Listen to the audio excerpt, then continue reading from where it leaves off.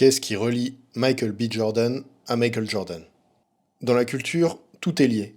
Aujourd'hui, on va essayer de voir si on peut relier la culture au sport.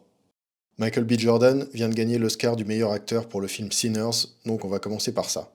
C'est parti.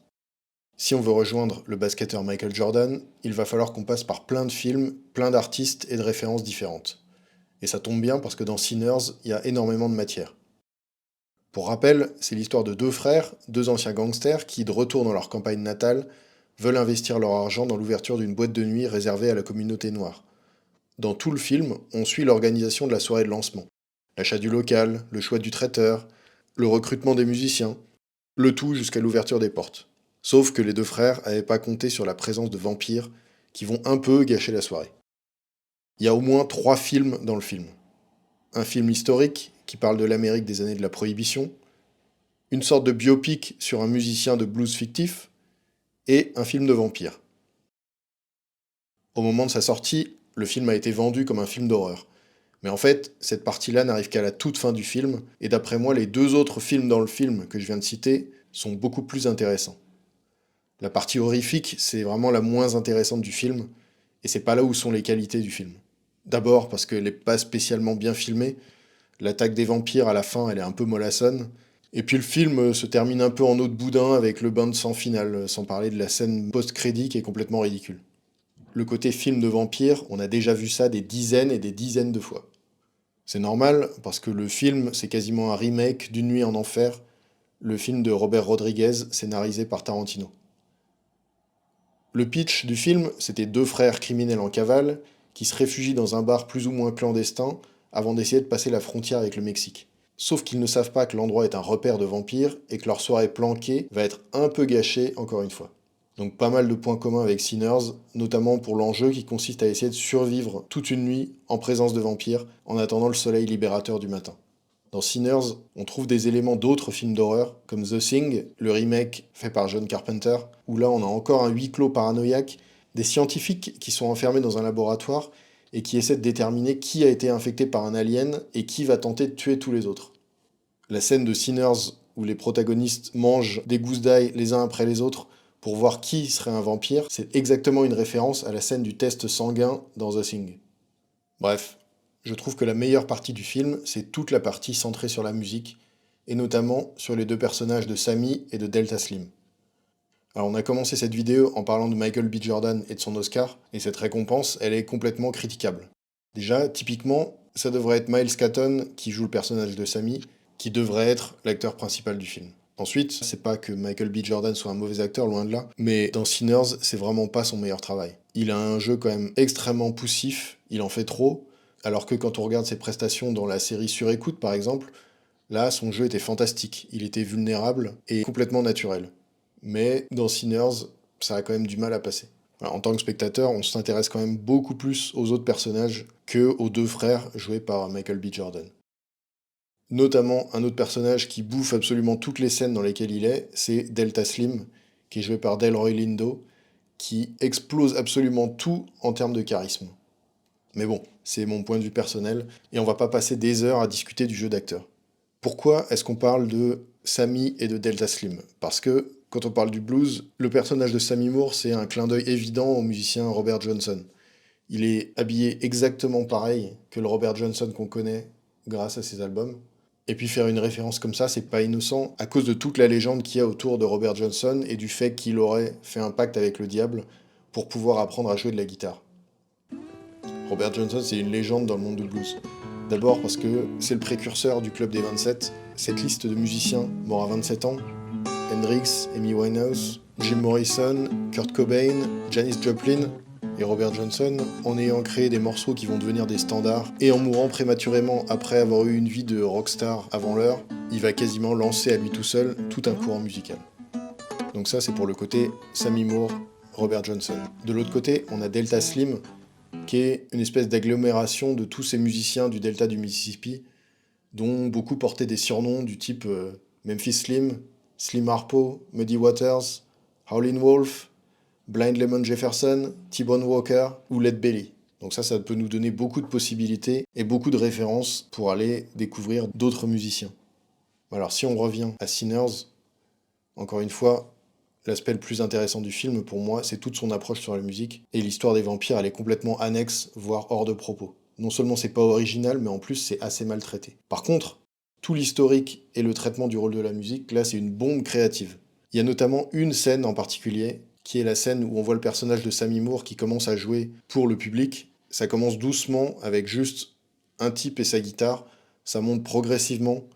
Delta Slim le rejoint au piano, et avec le crescendo, toute la foule commence à entrer en transe, et ça finit en hallucination collective où des musiciens de différentes époques et différents endroits du monde se retrouvent tous dans cette même expérience commune pour pouvoir montrer le pouvoir de la musique et l'effet qu'elle a sur les gens.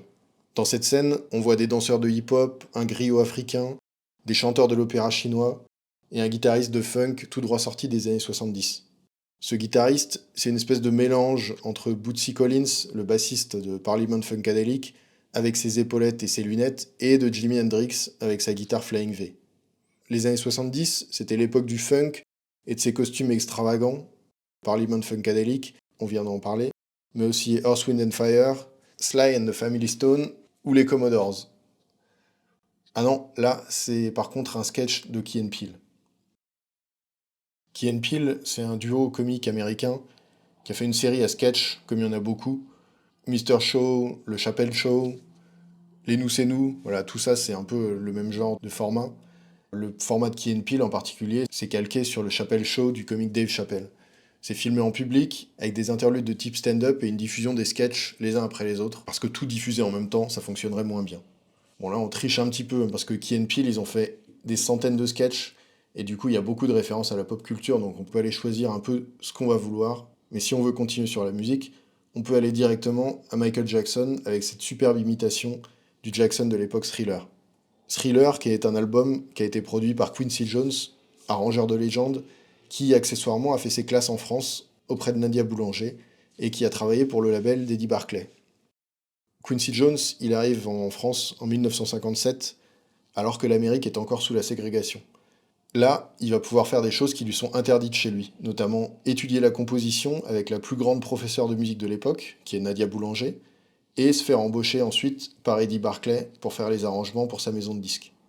Il trouve en France une liberté qu'il n'a pas aux États-Unis. Et il va travailler avec toutes les stars de l'époque, notamment Henri Salvador, Charles Aznavour, Johnny Hallyday, Jacques Brel. On parlait des Commodores tout à l'heure, et Quincy Jones, il est aussi connu pour avoir produit la chanson We Are the World, qui a été écrite par Michael Jackson et Lionel Richie des Commodores. Pourtant, bizarrement, Quincy Jones, on connaît tous une de ses musiques sans nécessairement savoir que c'est lui qui l'a faite. Et pire que ça, c'est un morceau qu'il a écrit de manière très sérieuse et tout le monde le prend à la rigolade. Ce morceau, c'est le générique d'Austin Powers, Soul Bossa Nova, qui est extrait de l'album Big Band Bossa Nova qui date de 62. Ce morceau, c'est du jazz big band avec des influences brésiliennes. Il n'y a rien de drôle là-dedans, sauf peut-être la cuica, ce tambour à friction brésilien, ou plutôt ce tambour à couinement qui fait des cuicui pendant tout le morceau, mais sinon c'est juste un morceau de jazz avec de la bossa nova. Et ça, du coup, ça nous amène à Austin Powers. On n'oublie pas que notre objectif, c'est quand même d'arriver à Michael Jordan en étant parti de Michael B. Jordan. Pour l'instant, on en est arrivé à une parodie de James Bond et de l'Angleterre des années 60. Autant dire pas bien loin. Moi, quand je pense à Austin Powers, je pense surtout au Docteur d'Enfer. Il nous reste pas beaucoup de temps, donc on va pas y aller par quatre chemins.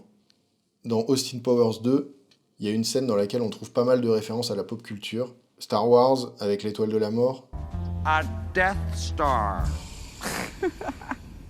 Mais aussi une référence à Chaplin avec le dictateur. Et puis un petit groupe qui s'appelle The Alan Parsons Project. Oh my god. Comme le dit le fils du Docteur d'Enfer dans le film, le Alan Parsons Project, c'est un groupe de rock progressif des années 70.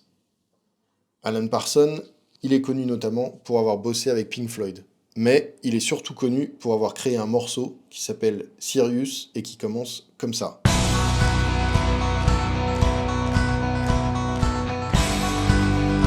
Ce morceau, il est tellement cool qu'il a été choisi pour introduire les Chicago Bulls dans les années 90. Et on l'entend notamment dans le documentaire The Last Dance sur Michael Jordan et toute l'épopée des Bulls. Ça y est, on a donc réussi à relier Michael B. Jordan à Michael Jordan en 10 étapes. On récapitule. On est parti de Michael B. Jordan et de son rôle dans Sinners. Ça nous a permis de relier le funk de Parliament Funkadelic, ce qui nous a amené au sketch de Key & Peele, et un deuxième sketch de Key & Peele nous emmène directement au Michael Jackson de Thriller. Ce Thriller, il a été produit par Quincy Jones, qui a également écrit Soul Bossa Nova, lequel morceau a été utilisé dans Austin Powers. Dans le deuxième volet de Austin Powers, on trouve une référence au Alan Parsons Project, dont le morceau le plus connu est Sirius, qui est utilisé dans The Last Dance et plus généralement pour introduire les Chicago Bulls de Michael Jordan. On a réussi à tracer un parcours entre Michael B. Jordan et Michael Jordan. Vous pouvez retrouver ce parcours sur le site artonaute.fr/parcours. Et évidemment, si vous trouvez un raccourci ou un meilleur parcours, merci de l'indiquer en commentaire. Vous trouverez toute la liste des œuvres référencées et celles qu'on vous recommande en commentaire également. Merci et à bientôt.